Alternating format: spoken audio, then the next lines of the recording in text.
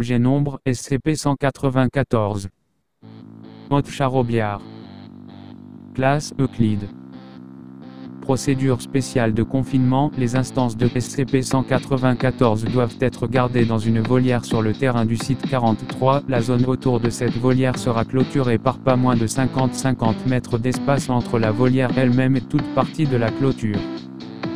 SCP-194 doit être nourri tous les jours de rongeurs morts. Les plumes perdues de SCP-194 ne peuvent être collectées qu'au moment du repas. Seul le personnel n'ayant aucun antécédent d'introversion ou de réclusion peut nourrir SCP-194. Les instances de SCP-194 doivent être gardées dans une cellule souterraine verrouillée du site 43. Cette cellule sera composée de paille et d'un éclairage simulant le soleil.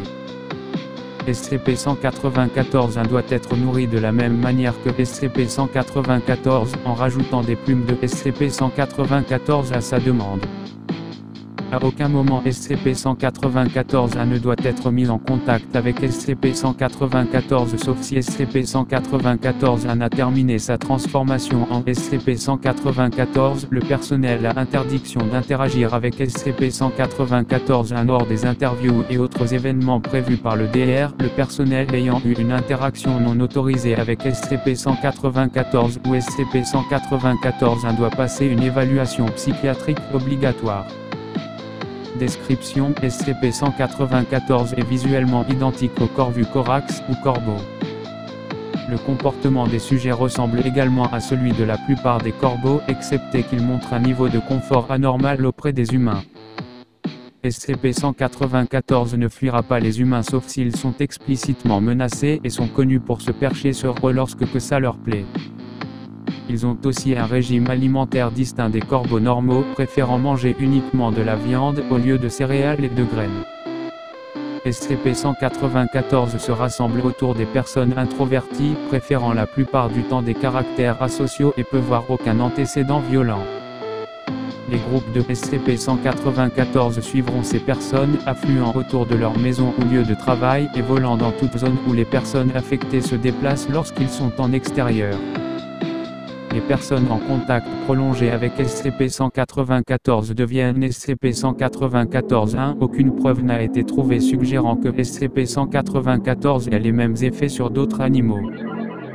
Si ce n'est pas déjà le cas, SCP-194 développera rapidement un trouble asocial de la personnalité et un état d'esprit reclus. SCP-194 aura tendance à négliger son travail et ses relations, préférant passer la plupart de son temps dehors en la présence de SCP-194. Lorsque SCP-194 commencera à muer, SCP-194 rassemblera ses plumes afin de les manger. Une fois que SCP-194 aura pris l'habitude de manger les plumes, il ne mangera quasiment ou rien d'autre. Il commencera à perdre du poids à une plus grande vitesse que ce qui est possible, même lors d'une environ une semaine après que la phase de changement de régime alimentaire ait commencé. SCP-194 subira une métamorphose. Ses omoplates développeront de fines protubérances osseuses qui pousseront vers l'extérieur, et de la peau ainsi que des muscles se formeront autour de ses os grandissants. Au cours des 24 prochaines heures, les protubérances continueront à se développer, formant des membres creux très similaires à des ailes d'oiseaux. Des plumes peuvent être vues pousser sur les ailes à ce stade, ou pousseront plus tard. Tous les sujets de SCP-194 ayant été interviewés ont décrit cette transformation comme très douloureuse, et les blessures internes situées dans le haut du dos sont communes, de même que les conditions associées à un état de malnutrition. Après que les appendices ressemblant à des ailes aient fini de pousser, ces dernières ne permettant pas au sujet de voler, SCP-194 deviendra léthargique et passera la plupart de son temps à dormir. Il développera l'obsession d'être au contact de SCP-194 et de l'imiter, et pourra être hostile à toute interférence humaine. SCP-194 continuera à perdre du poids et subira d'autres changements physiques, à commencer par une réduction drastique de la taille de sa colonne vertébrale, une atrophie de ses membres et un remodelage de son squelette, se terminant par la pousse de plumes noires sur toute surface de son corps n'étant pas déjà couverte de ces dernières.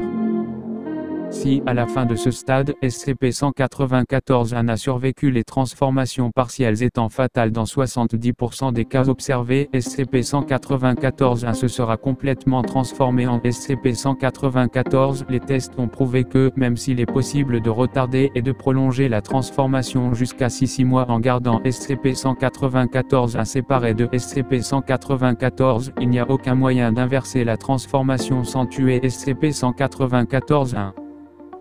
Après que les ailes aient poussé. Interview 194-3. Interview V6754-D subissant actuellement le stade médian de la transformation de SCP-194-1. Intervieweur DR. Avant-propos sur plusieurs sujets. 6754-D était un des interviewés les plus ouverts. Cependant, comme tous les autres sujets, 6754-D parlait d'un ton calme et monotone lors de l'interview et à tout autre moment où on lui adressait la parole. Début d'enregistrement. DR, bonjour. 6754-D, pause jour. DR, aujourd'hui, j'aimerais parler avec vous de SCP-194. 6754-D, il ne s'appelle pas comme ça. DR, pose, comment les appelez-vous alors?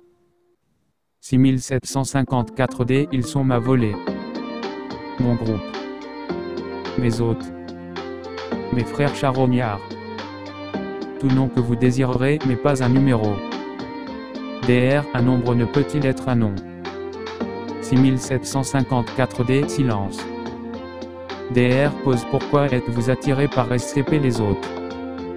6754-D, ils sont venus à moi. Ils m'ont reconnu comme l'un d'entre eux. DR, comme un corbeau.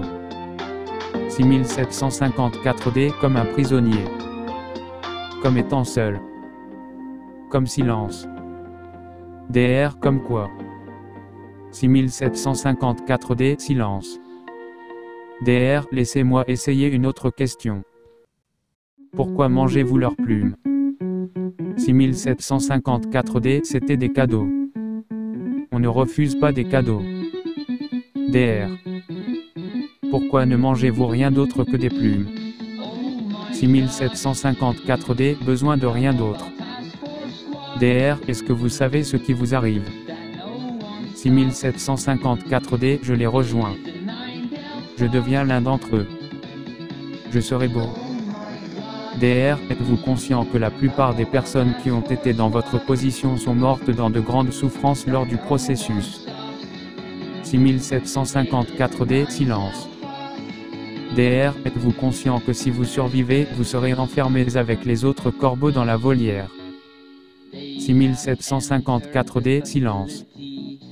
6754-D n'a répondu à aucune autre question et après 20 minutes le DR a terminé l'interview.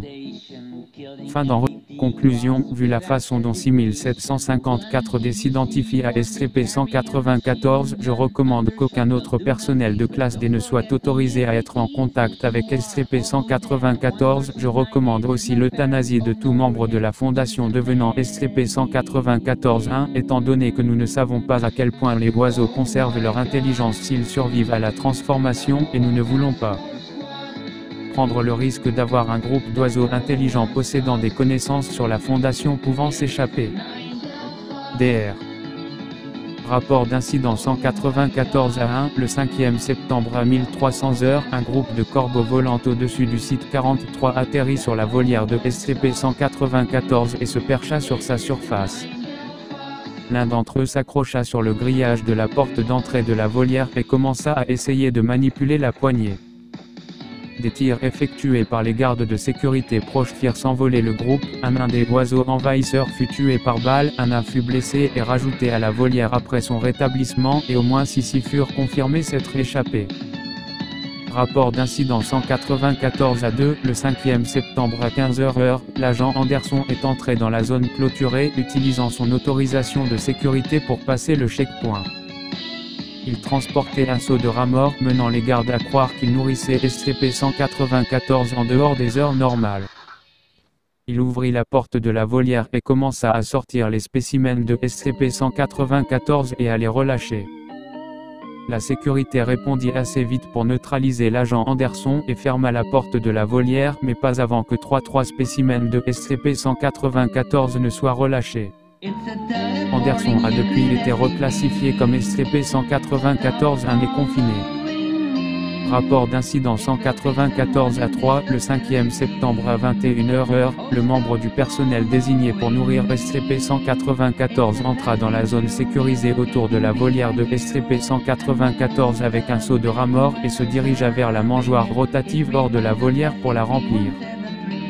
Les enregistrements montrent s'arrêter près de la mangeoire pendant presque 1 minute et fixer SCP-194 à l'intérieur de la volière.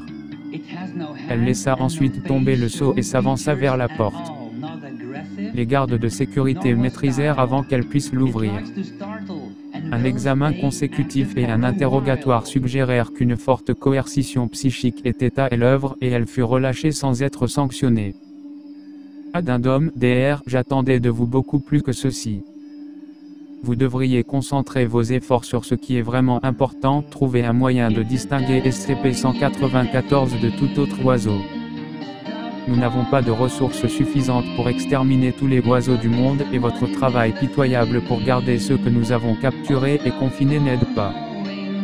Nous avons besoin de quelque chose de plus sérieux qu'une volière que vous avez achetée à Home Depot et nous avons besoin de plus d'informations sur les oiseaux, pas sur les personnes qui se transforment en eux.